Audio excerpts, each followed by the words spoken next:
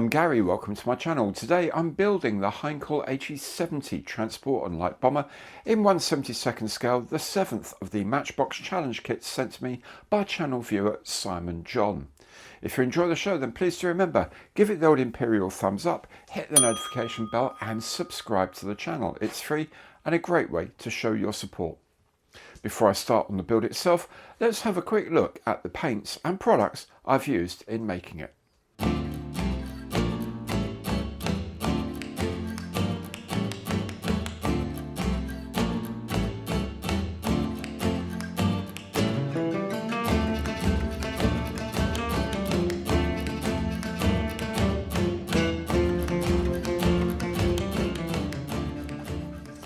First of all, we just put the seats into position. Now this one at the back has a little sort of plinth that it sits on top of. But those are the three main seats.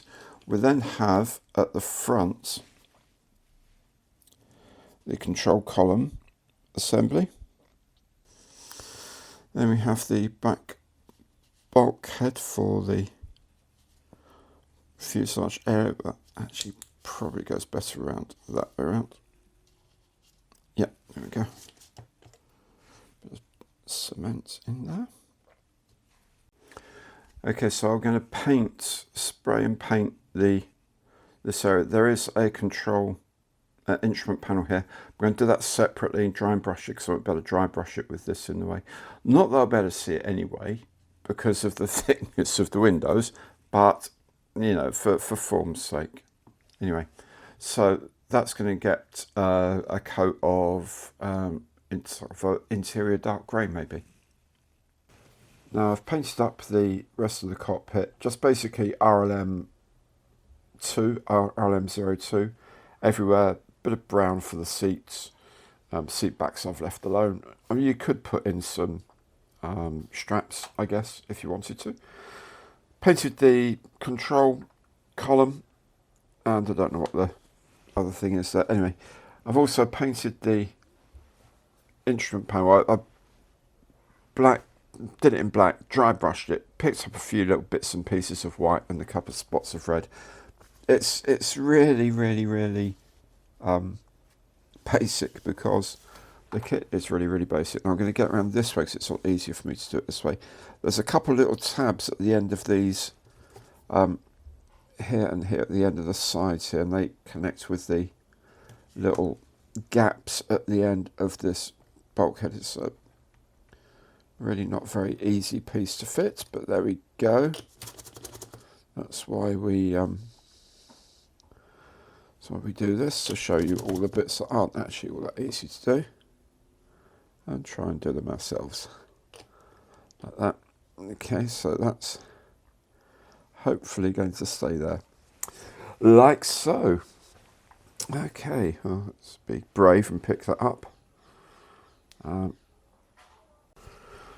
painted the inside of the cabin in RLM grey as well, and then there's these side windows that sort of drop in. There's this light in the floor as well, the window in the floor. So what I'm going to do is just clamp the two halves of the fuselage together temporarily with a bit of tape, and then I can set the window in one half with some glue. Then hopefully it will stay put when we take the two halves apart again to put in the fuselage. So there you go, there's the window at the bottom. That's going to stay there whilst this sets. Probably going to do it overnight, and then that window will be okay when we take the two halves apart in order to fit the cabin. So let's see how we get on with that. Well, I've got one half, and you can see that this curve here fits in the curve of the wing box, if you like. It's not actually the wing box at all, but anyway. There's a couple of lines, that sort of tabs it sits up against, and a tab at the back. Let's put the other half in and see how we go. Then the top of the fuselage goes in like so. So there we go, it's all stacked up, ready to go, and we'll leave that to set overnight. Right, now with the aircraft together and a little bit of filling done, not very much, but a little bit of filler here and there, I can put the canopies on. Now these I'm going to use a clear PVA to hold in place because it will dry clear and it won't produce any noxious fumes that might haze over the plastic. I was kind of surprised to find a set of masks for it, spray masks for it. They are actually for a slightly different make. I think this is this is for Revell and ICM. I thought because Revell ultimately derived from this, it would be the same, but it's not. But a little bit of adaptation and the mask set is okay. So that I'm going to let dry, mask off the rest of the transparencies here, block off this gap here because I'll be able to fit the machine gun in later on, and then build the rest of the aircraft. Okay, so onto the wings, and the instructions say to build the wings, then put them on. I'm not going to do it that way. I'm going to put the upper wing surface on first. You can see how it fits in really quite nicely to all of the gaps here. I'm going to put these in first, then fit the bottom wing to it, because that means if there's any seams, it's going to be on the underside, which is going to be a lot easier to deal with than in this angle here of the wing fillet and the fuselage. And when that's set, I'm going to put the lower half of the wing in and just try and get it to match the top half. I'm not going to worry about these big gaps here. I'm going to fill those in later, but I'm just wanting to get it to match the top of the wing.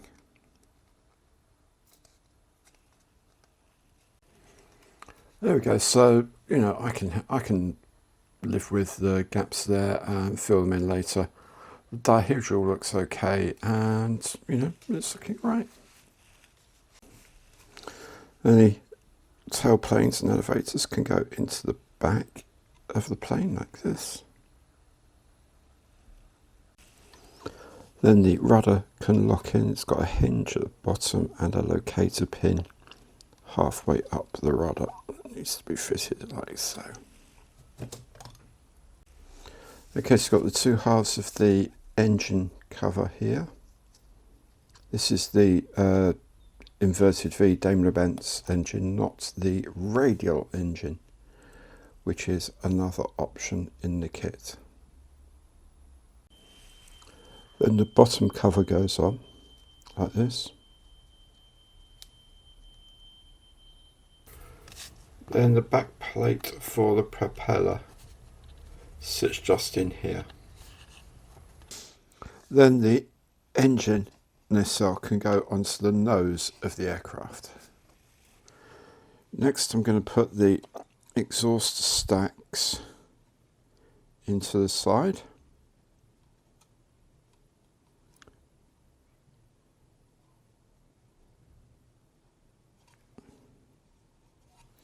These need a lot of fitting. In fact, this isn't going to work because it's not quite right yet, I don't think. Just double check it that and it's okay. But it isn't.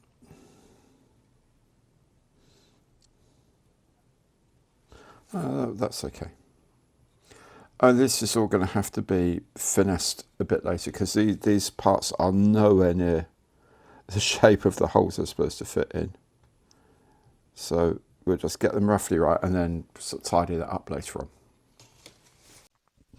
And finally, for the moment, there's this radiator on the underside. There's like a radiator grill bit that sort of slots into the body of the radiator like that.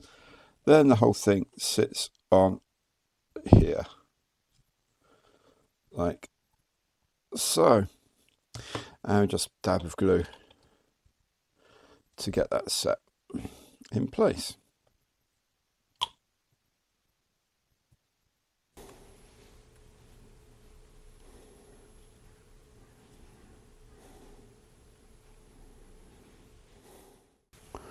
There's also a gear door that goes on here, rests against the back of the axle. Okay, next there's the inner gear leg, and there's this strut that then connects to the back of this plate here. If only they'd put a few holes in here to align this with, it would have been so much easier. But I'm guessing it's kind of like that. Kind of. Okay, so this arm goes in here and it kind of connects up with this. I'm just going to say, do it how you can, because I can't figure it out in the sizes. It's supposed to slot underneath this corner, but if you do that, then all of this is going to be out of the way. Completely wrong. I'll see if I can do it. See that? That's supposed to set under the wheel like that. But then it's miles out, so I'm not going to do that. I'm going to lean up against it like so. And that, do you know what? That looks convincing enough to me. That looks convincing enough to me, and that's what it's going to be. While I've got it upside down, I'm going to put the tail skid on as well. Then the outer doors can go on. They sit upright.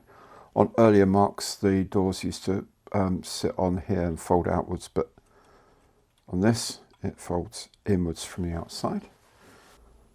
And while I remember, I'm going to put the propeller into the prop boss and the propeller into the body, like so. Can also put in the rear pointing machine gun as well. Okay, quick recap before we finish off. So, the paintwork, I did the underside first, then masked that. Then I did the grey, oversprayed largely where the grey was going to go. Okay, masked off exactly where I wanted the grey to be afterwards. Then I did the sand, same thing, mask where the sand, so you got the sand and the grey then masked off. Then do the green, mask where the green is, then all that's left in terms of bare plastic is, or plastic you want to paint, is where the brown goes. So the brown went on last. After that, I just got the ends and painted them white, and also painted the fin white. I did that by masking off the areas and just using some lacquer paint, because the lacquer's got actually a very, very high white density when you need it. So that's all that was. So now I'm ready for the... I did this because the decals, the white on the decals of the cross at the back are really yellow. So I've cut out where the black is, painted the white so the black will go straight onto normal white. And the same for the undersides. I've cut down the decals for the stripes because I didn't want the carrier film between them to be showing on the bottom. We'll just have to see how these go. I'm not going to repaint these white bits on the crosses, although you could mask off a circle, paint it white, cut out these black quadrants and then put them on, I guess, but I'm just not that clever. Or if you do the white and just mask off a cross and then go over it in black maybe. But as I say, I'm not that bothered by that at the moment. So I'll do these decals and that should be my Heinkel 70 finished.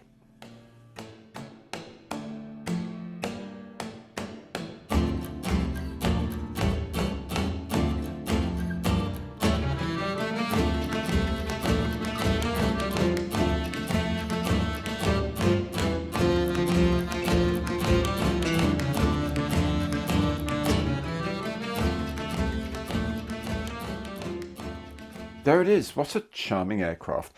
Pretty straightforward to build with very little filling needed and paints up very nicely indeed. If you enjoyed this build, please do remember, give it the old Imperial thumbs up, hit the notification bell and subscribe to the channel. Thanks so very much for watching today. Hope to see you soon. Take care now and goodbye.